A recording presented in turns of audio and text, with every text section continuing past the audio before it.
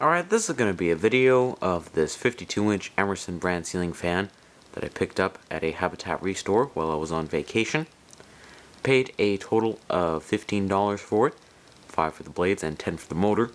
I really do not know what model it is, however, as there's really no indication of the model name, at least, anywhere on the fan. And what confuses me is at first I thought that this might have been a turn of the century. However, unlike the turn of the century, this has real wood blades instead of plastic ones, and the canopy is not exactly the same. Without any further ado here, I will demonstrate it and start with the light kit. And as you can see, this does work. I'm using 3 60-watt incandescent bulbs in there just to go with the traditional theme of the fan, unlike energy-saving compact fluorescent ones that I usually use. Also, just if you're wondering, this light kit is not original. It actually didn't come with one. I decided to add it to make the fan look more decorative though. I'll turn it off. Now I'm going to turn the fan on and begin with the high speed. And even after oiling it, the bearings are quite bad, so they're really noisy. RPM wise, this is probably going to go around 225, which is surprising considering how bad the bearings are. And that's judging by the piece of tape I put on one of the blade badges. One thing this fan does is push a ton of air. It can undoubtedly cool a large room, just proving how good quality it is. And I think I'm going to move on to medium, or at least what's supposed to be medium speed. As you can see, there's the bearings. This is going to go probably 110 RPM. Just, if anything, more like a low speed. And now for at least what's supposed to be low speed, and I'll show the fan light on simultaneously. This is probably going to speed back up to 200 RPM. So the speeds are kind of messed up on this fan, evidently. Turn everything off. Stop the blades here. And I'm going to talk about some general information on it.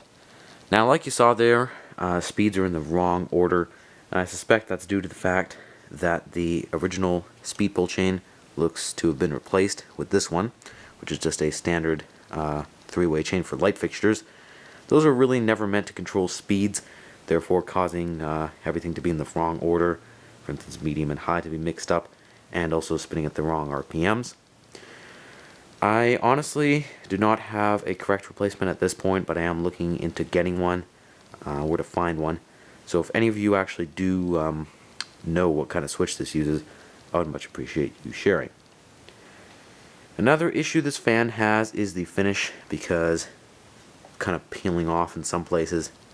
It's not too bad, it's just another thing I noticed, and of course the bearings are really bad on this fan. However, that aside, it is a really spectacular fan indeed, for several reasons. Number one, it does look really beautiful, especially with this light kit and these globes. Very 1980s, and I really like that. It has some interesting detail as well, exclusive to Emerson. For instance, that these blade badges, as you can see here, this style of blade badge and bracket on top was something only Emerson used, exclusive to them. And also the plastic housing, which is actually textured on the bottom. And this fan actually does have some pretty good features for its time. For instance, the blades are reversible. One side is stencil, which is facing down. The other side is plain wood. I do like the stencil better than the plain wood. I think it just suits the fan better. Although I guess you could use just this side if you wanted to. Another thing is, of course, it's light kit adaptable. Like you see here, I did add one.